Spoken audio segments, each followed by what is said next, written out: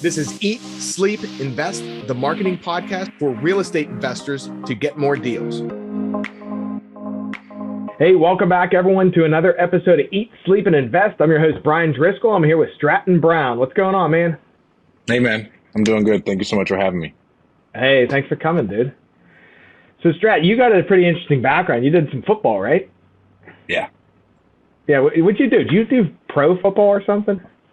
I tried out for the Seahawks. I was all conference at Fresno State. Played safety there. I played on USA's junior national rugby team in high school. Got a scholarship in 3 different sports coming out of high school. So I'd say I did a lot of athletics in the beginning. Okay, yeah. So you go to this sport. So how'd that work trying out for the pros?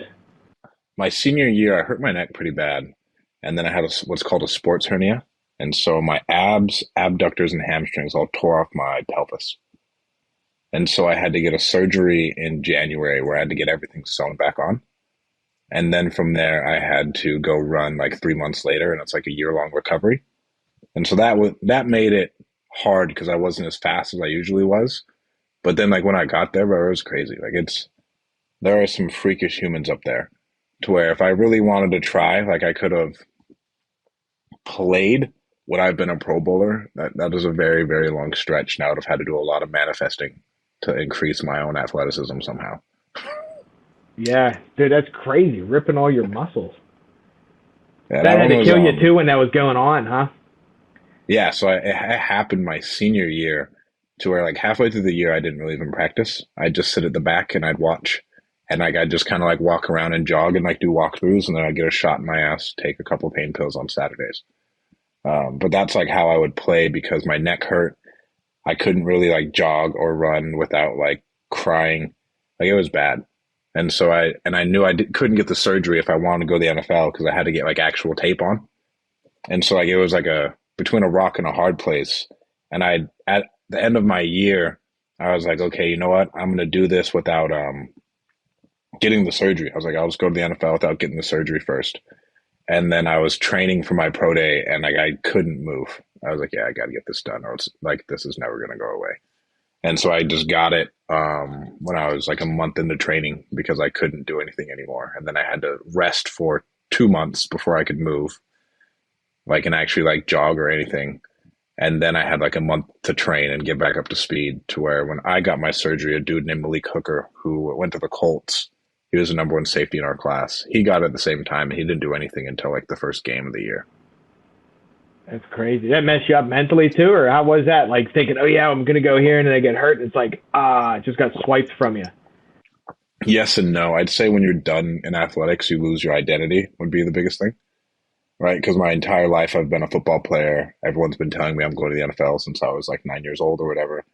And so like that's where all of your like real world value is placed and that's where all your skills are developed. And I'd say that's the one thing I hammer on people now is like, what skills are you developing to help you make more money or create the life you want? Because I spent my entire life up until 23 years old developing a skill that is legitimately worthless to me, right? Like I can't go in and like, I could go be a football coach, but that would suck. Like their jobs suck. They are grinding all the time. Entrepreneurs think they work hard. These football coaches go hard for like 80 grand a year, like sleeping in their offices, falling asleep at midnight, waking up at 5 a.m., doing the same thing over and over and over again, getting like a week off. Like, and so I was like, I don't want to do that. Yeah, and that is interesting too on the skill set. I never really thought about that. Yeah, because whatever skills you're crafting, is it going to be usable down the road?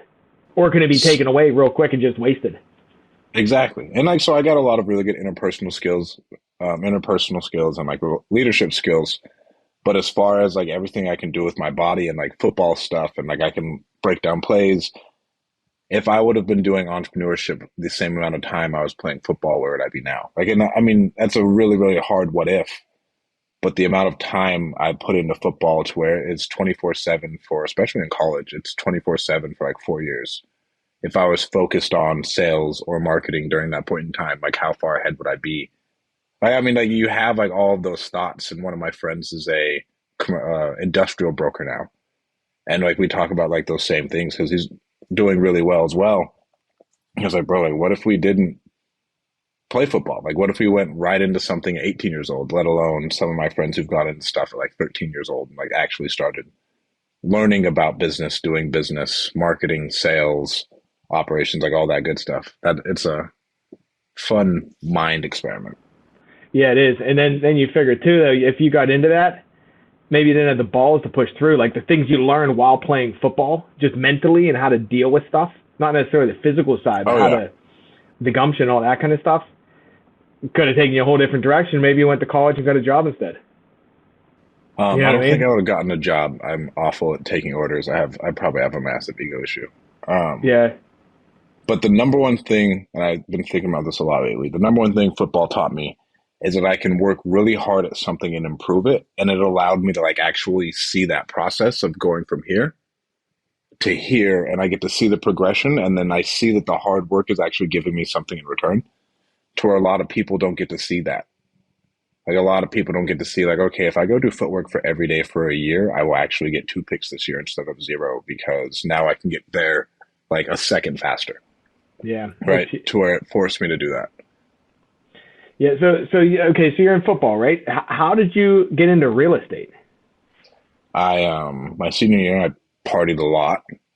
And so I was like, all right, I'm not going to be the dude who ends up on broke. Like I was partying my ass off. And so I started reading like Grant Cardone, Robert Kiyosaki, Dave Ramsey, whatever I could, Bigger Pockets, whatever I could get my hands on. I was like, okay, I want to live an amazing life and I want to party, but I need to be able to like invest my money. Like I don't want to go broke. And if I'm going to have this much money, I need to do something with it. And so I started reading all those books and everything else. I go to NFL, nothing happens. I come back broker than when I left. And I could have tried for another year when I was healthy, but then I was like, I just kind of want to start a career. And when I came home from Seattle, I was going to like a bunch of different meetups. And at that point in time, I spent like a summer getting certified to start a home inspection company. And so I started a home inspection company and I was like, okay, this is how I'm gonna be my way in real estate. I'm gonna make $100,000 a year. It's gonna be awesome. I like even did the math. Like I have to service this many clients. I got to do this many home inspections to make $100,000 a year. And then I do one mock inspection. I was like, fuck no, never again. Like I'm in a crawl space. It's awful, right? Like you feel like you're gonna get bit by a snake. And when I was going to these meetups, I met a dude named Alan on Instagram. He's a show up investor. At this point, I think he's buying like a house a day in Indiana. Um, and that's like for his rental portfolio. This is not wholesaling. Like he's just adding like a unit a day to his portfolio at least. That's crazy. And, right. And so I ended up working for him, running a lot of his day to day like sales, acquisitions, and marketing. And at that point, I was still in college and I was a single dad. And I couldn't take my son to school. I remember like having to go to school with like my son in a stroller because at this point in time, I was in California. My entire family was in Utah. So I didn't have any help besides like my friends, and my friends are all college students too. And so like I'd like take my infant son into the classroom and like I'd have to like push him in, then I'd like taking notes or whatever and like pushing my stroller back and forth to make sure he's like okay. And then it got to a point where I was like doing decent at the investment company. I was like, well, I got a job in an investment company. I was like, I'm doing what I wanted to do. I have a better job than people who are going to leave college right now and go get a job. And so like, well, I can take my son to work, but I can't take my son to school. And so that's like when I fully dived in with him and working with him. And the best thing I learned, I got an MBA in real estate because I was with the dude every day for like a year and a half, like learning everything. And most people I would say, and it was commission only too. Like I wasn't getting like paid a salary. Like whatever deals like we could bring in, I'd get a piece, but it was nothing else besides learning from him, and I'd do it over again in a heartbeat. That's solid. How'd you hook up with him? I met him at a meetup. Yeah, how'd you get him to spend the time with you though? I called him after that home inspection. I was like, bro, what do you do? He was like, download an app called Property Radar and then go knock all the doors that are in pre-foreclosure. Call me when you get someone who wants to sell. And so I did that for a summer. While my girlfriend was pregnant, she thought I was cheating on her because I'd wake up and I'd leave and then I'd come home when the sun went down. And I just did it until I got someone who was like, yeah, I'll sell. This is my issue. And so that's how he gave me the time of day because like I did it for 3 months. And like I'd just call if I needed something. I was like, bro, I did this and this. Hey, this person's here. they're thinking about this. And then like, so like I just brought him value. And then like, I mean, I only made $1,500 per deal, right? He was like, do this and I'll pay $1,500 for it and I'll show you everything. And it was the best thing I could ever done. It's huge. Yeah, most people. It's funny. Like really successful people will help you, but you got to show that you're legit and you're willing to do it. Like going knocking on doors for them. You know. Oh yeah. And I mean that, and so once that, after that is when he like really gave me the time of day. And then after that, I was legitimately with him for like every day. Like there was not a day I wasn't with him. Like Sundays, Saturdays, we'd be in the office like, hey, what are we going to do new for marketing? We need to fix the CRM, like whatever it was. At a point in time, we built an in-house call center of 8 people in his office, of like just hiring people off of Indeed. And I remember just bringing in these wild ass people, bro. It's like, I mean, because like we're trying to hire on people for minimum wage. And then like I had to like learn that, like, okay, what's going on with the dialer? Like, how can we get these people motivated? Like, what are we going to do? Blah, blah, blah. But bringing value to them was probably the biggest thing. And there was just me bringing them deals at the beginning. And then we kept working together. And then eventually I left on my own. Yeah. When did you leave on your own? How long was that? How long ago? I want to say 4 years ago, 4 years ago. Okay. Yeah. What are you doing now? What do you do in the real estate side? We own a couple of rentals. We wholesale. Right now, we're pushing into storage. We have a couple offers right now. And then we own a virtual assistant company called Call Magicians that helps real estate investors scale with all their virtual assistant needs. Yeah, Call Magicians is interesting. We're going to get to that in a sec. On your rentals, are you doing Airbnbs or long-term? No, we wrapped them. We just sold one of them that we lease optioned. We have 2 more. Because I was going heavy before COVID in creative finance, and then COVID hit, and I was like, well, why the hell would you sell me a house that's appreciating at like 20% a year? Like, like I saw no need for them to do sub 2 and like I couldn't sell it. I was like, bro, just fucking list it or I'll give you cash, but sub 2, it has to be a crazy situation. And so then we didn't really do that, and that time took off with like I really leaned into Call Magicians and building that out. And then, so that was that. But now, so my partner in that with our rentals, he has 60 Airbnbs between arbitrage and owning. And so we just turned on some marketing to buy stuff and be in A-class areas with a pool, especially here in Fresno. And that'll be what we do. Besides that, I'll only do storage or Airbnb because our traditional rentals are the worst thing from God. I hate them. Are you managing them? Yeah, I mean, but you gotta hit suck. a certain scale in order for it to make sense, right? So like, Yeah. if I was committed and I was going on a buying spree, and if I was like, Alan buys a house a day. Number one, when you're buying one a day, you now have enough money coming in for infrastructure, right? To where when you're buying single family homes, it doesn't make sense until you're like 30 doors. Like before that, you're really just eating shit, in my opinion. Like you got to build up enough to where the cash flow like means something, because like that $300 a door is not very meaningful to me to where I can do a lot of other things that'll bring me that type of passive income. To where now real estate now is more depreciation, right? And then I get the cash flow on top of it, which is awesome. Yeah, that makes sense. Yeah, I like it. I like to buy and hold side because of the. I do it for a different reason. I don't need the cash flow. I just buy properties to push like the money in the future. I take the money I earn and push it in there because I was talking to my buddy Dustin at investors. It's like, yeah, you invest different though. He's like, you don't need any of the money.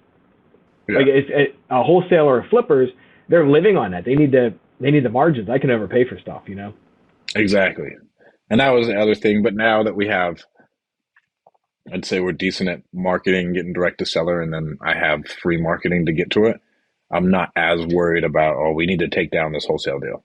Like we need to sell this just to pay the overhead and then keep going. Now it's like, okay, it's here. We have a little wholesale section that can run, and it's not that big of a deal if we keep one. Yeah. Okay, so Call Magicians. How'd you get involved with that? Call Magicians. So when I was... How'd you come up with a name first? I don't know. I think we just brainstormed. Yeah. Yeah, we just like brainstormed. Like, what should we call this? Like at first, I think we had like VA Warehouse. I still own that URL. Yeah. And then I own probably like 50 different URLs of like different VA company names. Gotcha. And so, and then like, yeah, call magicians. I don't even know where it came from. My partner and I just kind of thought about it. It's a cool name. Thank you. Where do we get started? So when I got done working with Alan, I went to a Steve Trang's first conference and I met a guy, and then me and him went to a Rafael Vargas event. And then he hosted his own event there in Houston. And then he started up a call center and I was using him. And then another guy wanted to JV with me. So he was going to give me cash to market and he got access to certain zip codes. And I was like, okay, awesome. And I closed one deal with the guy's call center. And then, okay, I'm going to start giving you some decent money. For me at the time, I was like, okay, we'll give you, he's like, all right, it's $6,000 up front for the month. I was like, I need X amount of callers. He's like, all right, $6,000. And then essentially I didn't get a single lead and he just walked away with my money. And so I was like, what? I was furious. I thought I knew the guy, went out to lunch with him. Like I went to dinner with him multiple times and spent hours and hours with him and his wife. And he walked away with my money. And so then I had to front the guy who gave me the money for the JV marketing. I fronted his money for the next month because I wasn't just going to let him go down dirty. Right. And so I do all that. And then I'm looking for other VA companies. I go to one, I go to another one. One of them, they just couldn't service me. I go to another one where like 8 callers. I'm like, all right, I need to add like 4 more or whatever. He gives me 4 more. They sound like they're in the middle of the fucking jungle. I was like, bro, I can't be paying you this much money and you giving me these type of results. I'm out. And so I just brought everything back in house. And then at that point, all of my company was running and we were doing like a couple deals a month with only virtual assistants. Like where I had a leads manager in place. I had our callers and our texters going. And then I didn't even have an acquisitions guy. Like they just send me the leads and I just close them.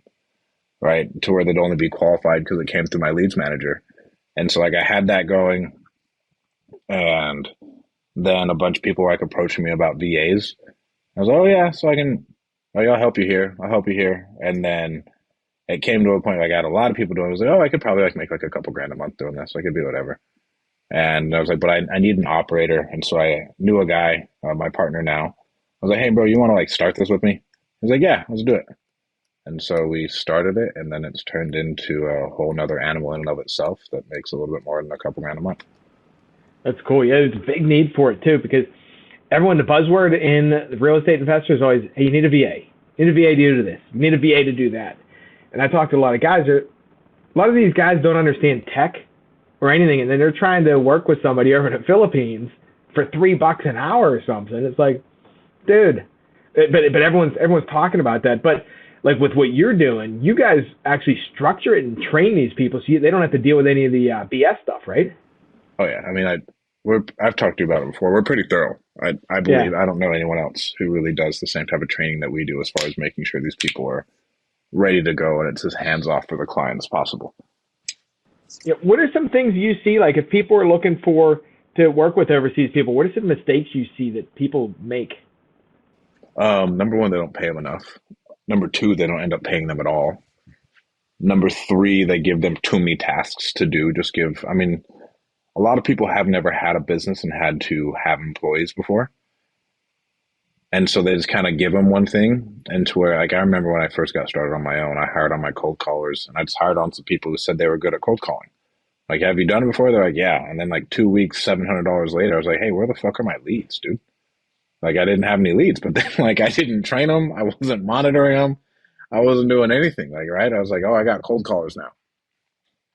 And so with that, I was like, oh. So now when people bring people on, they need to have like a clear training structure to get them up and running. Hey, here's our tasks. Here's our KPIs. Here's what needs to be done. Here's what your day looks like. Sign into Hubstaff. Like having a legit onboarding process. And then I'd say have a relationship with the people would be another thing. I mean, there's so many things that people do wrong, dude. But you'd be amazed at how many people don't pay their people. And like they just kind of like fall off. Like we have a higher retention rate than other people because we pay our people on time and we pay them good wages. To where like you would be amazed at all the stories that we hear of people in the Philippines who stick with someone for like a month and a half because they keep saying their pay is coming and they never get paid. That's so crappy too, because they're working for like $8 an hour. Like it's not even expensive. I mean it's still good money on their end. I'm not gonna lie. Like the $4 an hour, it's still good money for them. But then still like, bro, you can't just like pay your guy. Like, That's what I mean crazy. from the investor side. Whoever's stiffing him, it's like, dude, it's not a lot of money. Why are you going to stiff this guy when you're better off than they are? Well, not necessarily better off because their cost of living is less. What's the average income in Philippines? Is that like 20 grand a year? Oh, that's way too much. I mean, bro, if you Is make a it? dollar a day over there, like you're doing good in Yeah. some places. Yeah, I've noticed like we work with a lot of overseas people. Like you pay someone $10 an hour, you get a really high quality person Oh, bro. that wants to work with you, and they're super smart. Oh, yeah. I mean, you'd be amazed at the amount of people internally with us who have like bachelor's degrees and master's degrees. Like they're Yeah, insanely smart. Like it's yeah, not just Joe Schmo, essentially. You're getting really talented people. yeah, and that's what I saw too. Like you're talking about with the training and everything. People trying to do it on their own. Number one, training people is hard. Like you need to know what you're doing, and you need to organize their schedule. So it's like unless you want to spend time and actually figure that out, like people can just come to you and you handle that stuff for them, right? Yeah, when you got to invest time into them, right? Because if they come from somewhere else, they have inherently bad habits of some other shitty real estate investor who didn't train them either, and then they're just on the phone kind of doing their own thing. To where, in all reality, I mean, we train all of our people 2 times a day. We listen to all of their phone calls. Like we're on them about grammar, punctuation, energy. Like you need to be on top of them if they're going to be in front of people and bringing in money. Because like it could just be a little bit at the beginning that they said this wrong. Hey, let's tweak that, and then that could have been a lead. Whatever it is, but then you got to listen to all their calls, dude. Like we got to listen to everyone who wants an offer. We got to listen to the longest not interesteds. We got to listen to the wrong numbers, or they're still asking the right thing. Like just listening to the calls and doing QA takes time. And then we still have to role play with them. Like you have to do all these things, and that's only in the cold calling side, right? And so like you got to do a bunch of stuff to get them up and ready, and that's just ongoing. Let alone, okay, here's our onboarding process. Here's what we need to do. Here's what it looks like. Here's what our product is that we're selling, or whatever our service. This is what we're doing as a company. Yeah, that's time intense too, and especially like even me, I'm not the best manager, we'll say, but working with people like different things like that, even just learning that skill to find out how to train someone too, and what to ask, what to know. It's super time intense. Who wants to listen to a 30-minute call when the person they're not interested? Just to see to help this person hopefully do better and learn, right? Or to be like, hey, bro, you should have never been on this call in the first place. Like, why are you talking to this guy? Right? But then, like, you got to hash it out and, like, help them learn from it and all that other stuff. Right. Yeah. So, how long you been doing the call magicians? Like 2 years. 2 years. How fast you're growing? You're growing pretty quick, aren't you? Yeah. Yeah, we hit 7 figures in the first year. Nice. What do you think took you there? Like, what do you attribute that to? Having a really good product, um, good affiliate relationships, too. Because anybody who is an affiliate of ours, they get $150 ongoing per VA. So, I mean, For we pay life. out, yeah. I mean, we pay out almost 5 figures to some people a month. That's pretty Um, solid. yeah, like in affiliate checks. How do you hook up with all the affiliates? Same way I met you. Yeah, just going to events. Yeah, going to events, and I mean, we make it a concerted effort to contact gurus or even clients. Like our Yeah. clients are affiliates too, and so then either they can take a credit on their bill or they can get it in cash, like whatever it is. Yeah, that makes sense. Yeah, because affiliates, yeah, it's a big thing because you get a relationship with someone and you can, especially like gurus, things like that, you can help all their students, make them look good because they're able to, say someone's trying to teach someone how to get deals, you can get the motivated sellers. It works out. It's a win-win. Well, they get motivated sellers, they get a quality company that they're dealing with, and then it's less of a learning curve for that person to go do something. I mean, because if you really break down, if you're going into like a wholesaling business, there's a lot of like pieces that you are managing at the beginning. And it's just it's the life of an entrepreneur, right? We're just running around with their head cut off, making sure shit gets done. Or if you could take that time off of your plate and you're just talking to more motivated sellers, that's a lot. And you don't have to worry about the training and everything else. And I will say for some people, and I've told some people, like if they're newer, generally we don't want to work with them because they may not have the budget. And then I would say if you can get good at leading your cold call team and leading a virtual team, then it'll be easier when you have to build out your sales team, right? Like it's still a skill that you're developing that is going to help you over time. And then when you're like, hey, I am way too bogged down with time, I need to outsource this, then we can talk, right? But then like, so, and like, just as far as like business person to business person, that skill set has served me very well to where if you're newer, I'd say that skill set's going to help you out a lot overall. If you stick in wholesaling or not, you're going to need to know that skill if you want to be successful in business. Yeah. Now the people working with you, like dealing with, say they have someone calling from the Philippines. Where are your people? Are they all Philippines or all over? We're in 7 different countries. Okay. So say they're working with someone overseas. How does that relationship work? Like, are they having meetings with this person daily and things like that? Or you pretty much handle it and you report back to the investor, or how's that relationship? Yeah. So for our cold callers, all you're doing is you have a mandatory weekly meeting with us. And we say like, hey, you need to show up to tell us if you're unhappy, if you're implementing anything new, what's going on, what are you doing in your business, what you need help with, right? And so for the cold callers, they don't do anything. Like they will not have any interaction with the person because we have that so streamlined. It runs essentially like a call center on that end. And so like you shouldn't have to. You're paying us so you can have all that time back. And then for the lead managers, you'll have a meeting with them once a week. And that's so they can get to know your company culture and everything else. But then we're on those people and training them as well. If it's administrative at the beginning, right, we're going to have to get all your documents and everything else and SOPs so we can train that person up on it. But at that point, it's not a whole lot of interaction. Like we want to make it so all you're doing is, all right, I'm setting it.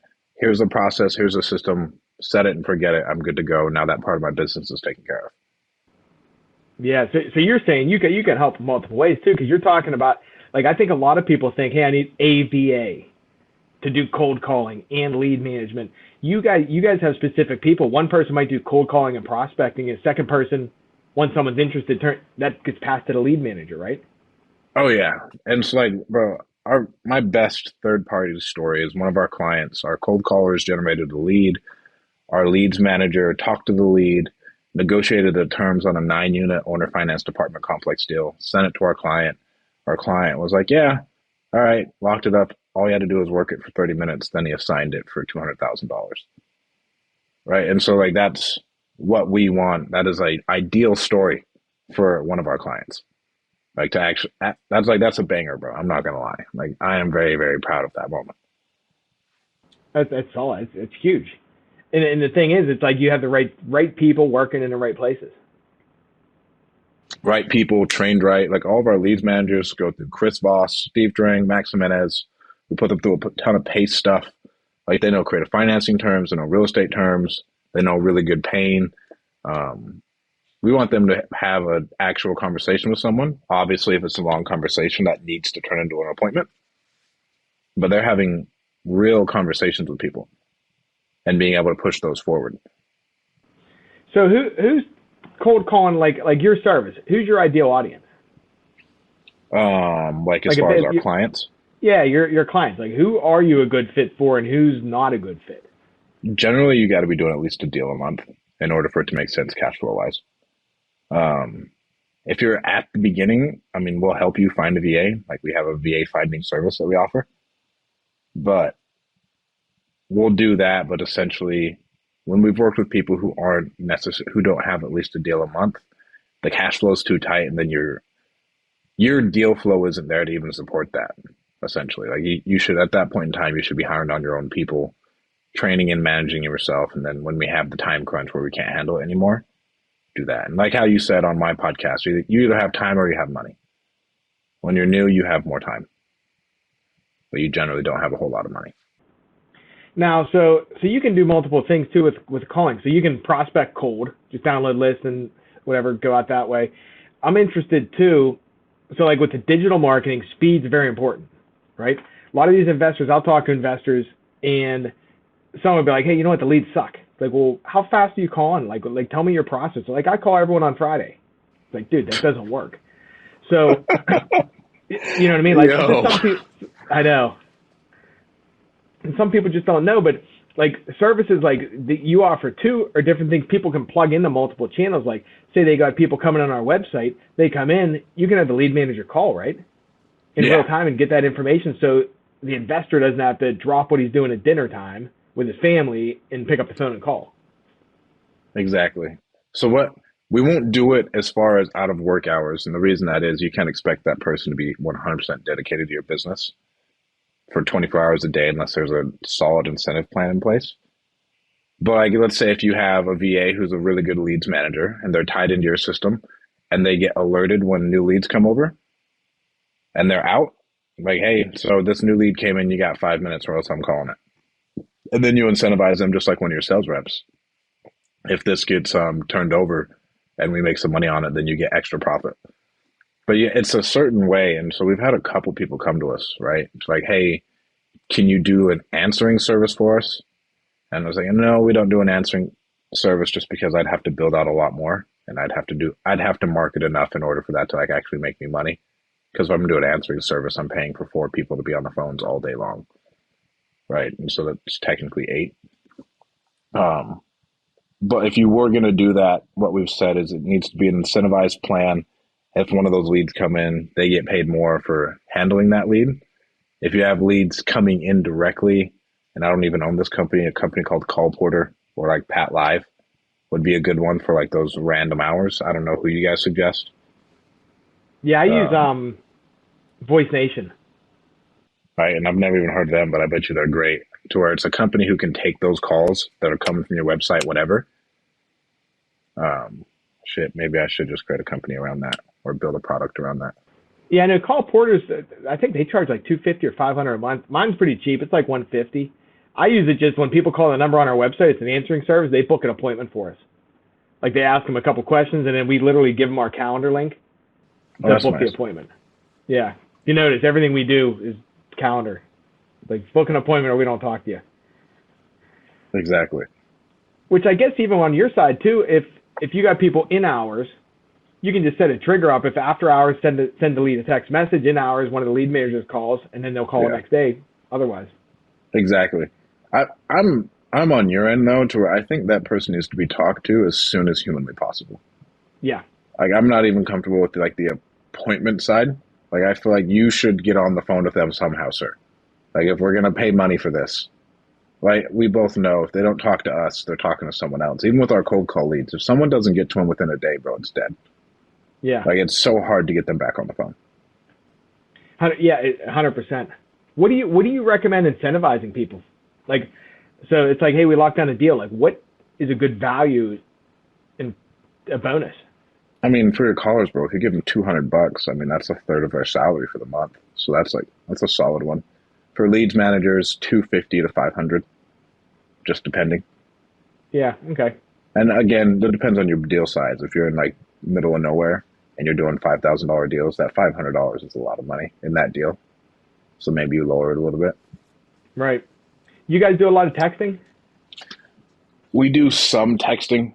Um, we've been doing it for clients. I was sending out a ton of text messages at a point in time here in California, and then Roar kind of got slapped with that AT&T thing, and so Mm. we slowed down. But now we're texting still on launch, so and we're handling that for a few people. If you guys do it, it'd have to be through launch, batch, Roar. If you have your own Roar system built out, we'll tap into it, and then Prospector Web would be another one that we'd work with. But we only have certain platforms that we'll even tap in, just because we know the process works, right? So like we're not going to tap into your process if we've already tried it and we know it doesn't work. You're like, oh, this works. I'm like, well, all of our clients who do this get better results, so we would prefer we use this other thing. Yeah, that makes sense. Now, you do a pretty good job building teams overseas too. Like, even your team. How did you go about building a team and finding the right people using? Because a lot of people on your team are overseas also, right? Everyone, yeah, everyone is overseas. Like our COO, our trainer, everybody is from we have Mexico, Belize, Philippines, Egypt is in our upper management. Yeah. How'd you build it out? Like, how'd you do that successfully without just keep getting burned and hiring the wrong people? I mean, you're going to hire the wrong people for sure. I Yeah. mean, you're always hiring the wrong people. You just don't know when, right? I mean, eventually they're gonna show you what they really are. You're never going to avoid hiring the wrong people. The way we did it is I'm a really big empowerer to where I, whenever I'm hiring on someone, I tell them that they're here to build because we're a startup. And so if we're a startup and we're here to build, I don't want you coming to me with stupid questions. Like I know like there's no such thing as a stupid question, but if you're going to give me your shit to handle and go figure out, then why did I hire you? Like I'm hiring you because I think you're intelligent and you can build systems with us. And so that is kind of the mentality that I have with all of my, let's say, upper hires as far as like an operations manager or department head to where we're building and working at the same time. And that is the way it's going to be. And so that way you're kind of casting that vision for them of this is what we do and this is what it looks like. And then everybody has that true mentality of like, okay, so here's what I'm doing. Here's my rock. Here's what I need to build out. I tried everything. I do not know what to do. All right, bring it to the level 10 huddle in the morning, and then we'll talk about it. And if we need to have another meeting, we'll do it that way. But then that way, the entire team can weigh in on it. The entire team knows what the goal is to accomplish. The entire team knows everything. And so that's been the biggest thing, right, is implementing those rocks again as far as, hey, Nizreen, we need to really revamp our customer support. We really need to revamp our client relations and our onboarding, specifically the type of gifts that we're getting people. Go handle that. That's your rock, right? And so then they're handling that, and then they feel like they're actually a part of the company, and then the company's theirs too, because now they have a lot of ownership in it. And so it's been a mixture of finding people, and sometimes you just luck out, and I'm still learning, but I have started asking people what is, like we talked about in your podcast, like what's the last project you had to spearhead and actually build out in the last company you were at? Right. And I want to know like what it was, what roadblocks did they encounter? What did they learn from that? And if they haven't necessarily done that before, they're probably not the best fit for me because if they're working directly with me necessarily, like it's only building, right? Like we're building and still working. And if it's someone who needs like a bunch of guidance, then they're just not a good fit for at least my company culture and what I'm trying to accomplish. Yeah, that makes sense. Yeah, because I see a lot of people like hiring's hard in the U.S. when you can sit down at a table and hire someone, let alone overseas. It's a lot different. Yeah, and I mean, you're gonna go through bad people, dude. We fire a lot of people, and it was like it's a sports team. It is not a family. And I don't know where I picked that up from, but it's a sports organization. Everybody's in. If you suck, we are not a big enough company for you to suck and have us perform badly. Every client means something. Every client's giving us a lot of money to perform for them. So if you suck at your job, it is nothing personal, but we need to get someone who can actually do that job very well. Like, because our goal is to help all of our clients make money and to make money at the same time. And so if you can't help us reach that goal, there's nothing personal, but we got to get someone else in there. Yeah, it makes sense. That's a good analogy. I like it. Hey, if anyone wants to reach out to you, like, what's the best way? Anybody wants to reach out to me, Call Magicians is just callmagicians.com. You can go on our website, set up a call, and you'll probably speak to Glenna or myself. And then if you want to follow me on Instagram, my Instagram is @StratDaddy. And then you can add me on Facebook as well. Cool, man. Anything we missed we should have been talking about? Oh, I got a mastermind event coming up, November 10th and 11th. Where at? Fresno, California. We have my good friend Ian Horowitz coming out to speak, and he is approaching 1 million square feet in self-storage, and he just left the fire department at the beginning of the year. So we did all of that, 1 million feet in close to 1 million feet in self-storage, 200 rentals, all while being a full-time firefighter, which is insanely impressive. And then my other good friend Derek Acuff will be coming out and talking about buying houses through social media. He's buying like 3 houses a month through his Instagram. And so they'll be speaking over those 2 days, and we got a bunch of other really heavy hitters in that mastermind. And then we'll cap off the week. Me and some friends are flying out, Pace and Jamil, to our big event. I need to speak to you about sponsoring that, actually. We're going to try and get 1,000 people there for our Pace and Jamil event. And then we'll have Henry Washington, the co-host of the Bigger Pockets podcast, speaking as well. And then another guy named Dion. Dion started off negative $80,000 And then now, as a single father of 3, and then now he has 14 free and clear homes. And Nice. it's just You said that's what, free. November what? That's November 10th through 12th. Okay, if anyone's interested, where do they check that out? Reach out to me on Instagram would be the best thing. At StratDaddy or on Facebook. And I'm starting to give out my phone number more on podcasts because I just want more opportunities. My cell phone number is 801-860-8032. You're a crazy man. I got 2 phones, bro. I'm fine. Okay. I got 2 phones, right? I mean, what's the worst thing that could happen? True, yeah. Yeah, there you go. So everyone, hey, we'll have everything in the show notes too. Phone number, Instagram, all that kind of stuff. Yeah, reach out. Hey, Strat, what's your number 1 book? It depends on what we're trying to accomplish. Number 1, just number 1. Probably Think and Grow Rich.